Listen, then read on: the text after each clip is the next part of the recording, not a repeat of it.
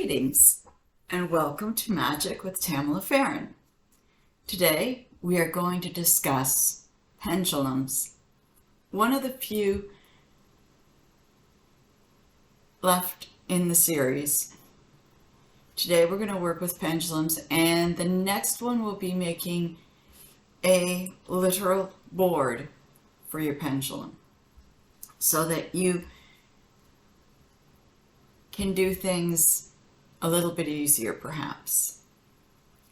One of the things that we're going to discuss today is we've discussed care, cleansing, blessing, charging.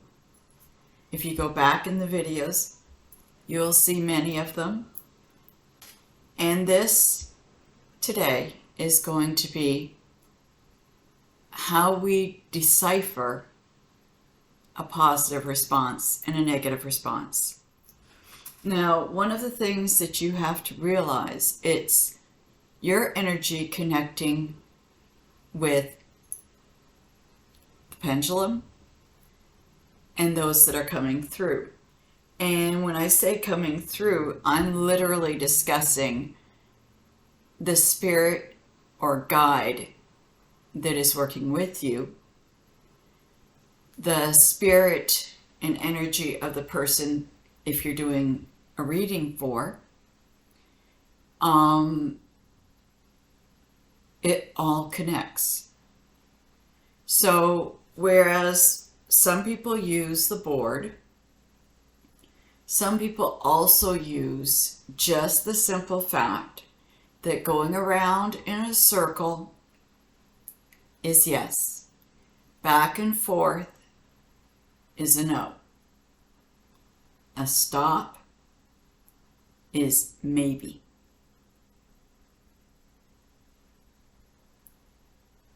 Now, when you're asking questions, some of the most simplified questions will get a response. Of course, you're going to ask, is anyone here? And you'll get a response, but don't just stop there. Also amplify it with, how many are there of you? Is there 1, 2, 3? And when it starts to go into a circle, preferably clockwise, that means that's how many. If you ask specific questions like, are you male? Are you female? The first one, say it comes back, no. The second one comes back, no. Then we got an issue. Sometimes what we connect with is not naturally considered human spirit. Nature spirits come through. Energy from the land can come through. There are so many factors that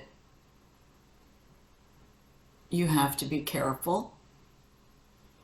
One of the things that I prefer doing before any of this is burning sage, smudging myself down, smudging my home down, lighting different things like frankincense, myrrh, cedar, rosemary. You can do a blend of different herbs or a blend of different resins that might actually assist in it. Candles that have been blessed can be laid at the quarters around you. There are so many things you can do for protection. Wearing protective symbols in more ways than one. But having your home protected, having everything you do cleansed and protected and charged properly so that if you did get it from a store, it no longer carries the energy of what it picked up at the store. And yes, you can get a lot of different things, even by going and sitting outside. So if you're not protected and your home's not protected, you could be bringing stuff in from outside, from your neighbors, from your friends, from your other family's house, wherever. The mall, stores. So it basically starts with protecting yourself and your home. If you're doing this at somebody else's house, again, smudging, sage, protection herbs, cleanse the house, bless the house, protect yourselves. It's really, really simple, and it takes very little to do, but it really helps a lot. Again, candles that are blessed. Maybe you have made your own candles with herbs for protection, for oils for protection, with symbols on them for protection. Put one in each of the directions. Light them. Light the incense inside of those candles. So you've got your circle, you've got your candles, and you light your incense inside.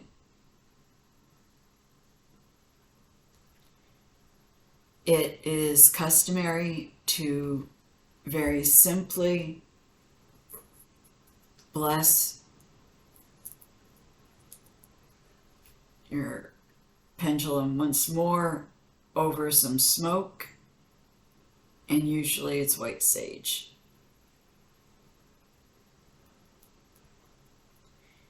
I bless this pendulum in the name of the God and Goddess, that it may bless me with the answers I seek. Very simple, yet very effective. It doesn't take much, but it does work wonders. And I'd say 90% of the whole thing is the protection factor. When that is done, then you go for the answers and you ask your questions. Doing it systematically, and that could be for any tool used to connect with spirits. Any tool connecting the ancestors, spirits, nature, the whole 9 yards.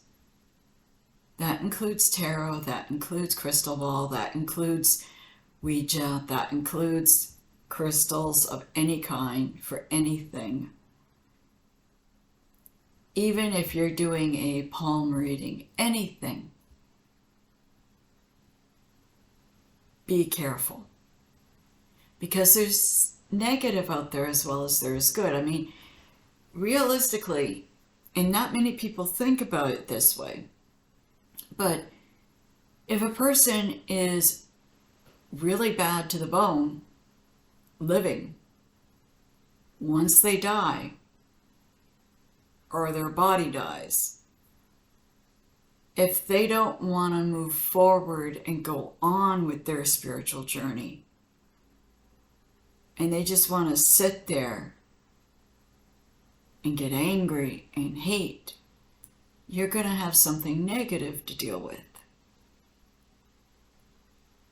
Protecting yourself and your family and your friends seems a small price to pay to protect yourselves from the likes of that.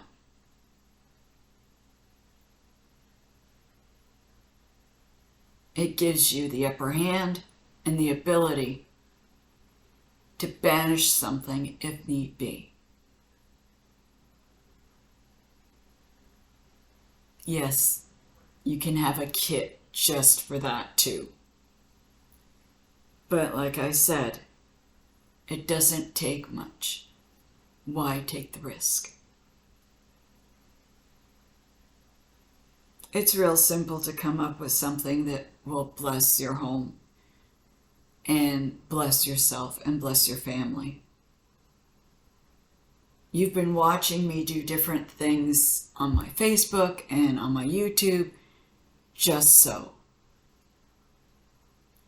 You've seen things I've done throughout the years and shared. It doesn't take much. Be safe and put yourself into it as much as you can. And be careful. I'm not sitting here going, okay, this is being dark and moody and mysterious. But if you teach others, or if you teach your children, make sure they know in advance how to take care of themselves first. With my kids, they didn't get altars at first, they got dedication sites. That was a sacred place that they could learn to cleanse and bless and charge any magical tools that they acquired through gift giving or token giving at Sabbats or Esbets or just because I love yous. And they learned how to handle their tools, respect them, take care of them that way. The same process, they learned how to give offerings and respect the god and goddess.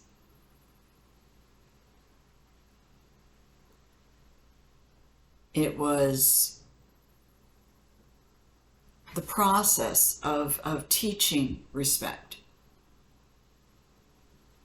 so that they understood what was going with them and what was expected of them. It really does hit home with children because their imaginations are rather wild to begin with. They've got all these different things going on in their heads. And 10 to 1, because whether they have a gift or not, a child sees more than an adult. If they've got a gift, they carry it throughout their adulthood as well. But a child can have a gift, so to speak, till they're about 12 and puberty hits, and then they start to forget and start to close off.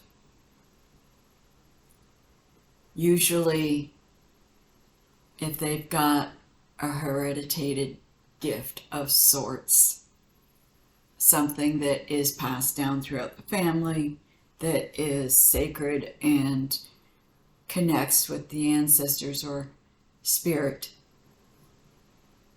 it'll continue as they get older. But what they've learned as a child will carry with them. So if they've learned to cleanse and bless and protect before anything, they'll continue that in their adulthood. And that's where you want it the most. You want it to continue. So you process this and you teach them. And this is something that you should teach anybody who comes into a session with you, anybody who does a seance or a reading or any type of spirit connection, so they understand and they know what protection for themselves they need. I always amplify things. Mother of 6 here, grandmother of 4. Of course I'm going to amplify. But it's something that you really need to stress. Because if you find yourself in a position where you have to do something a little stronger, you've got the base down.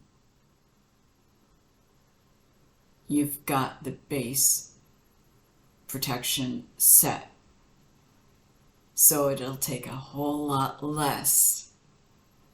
And you've got the ability to banish and remove the negativity. Again, it doesn't take much. And it's something that's very simplistic and very understanding. When you're asking for directions, when you're asking for simple answers, like should this person go into this type of work? Should this person focus in on themselves or helping others at this time? You can have somebody put down 10 questions and ask them. It will assist you and will help you. I don't do it separately. I do it with a reading sometimes. But if I'm doing it with spirit connection, I have my guides that protect me as well. My ancestors that protect me as well. I don't walk into a situation empty-handed.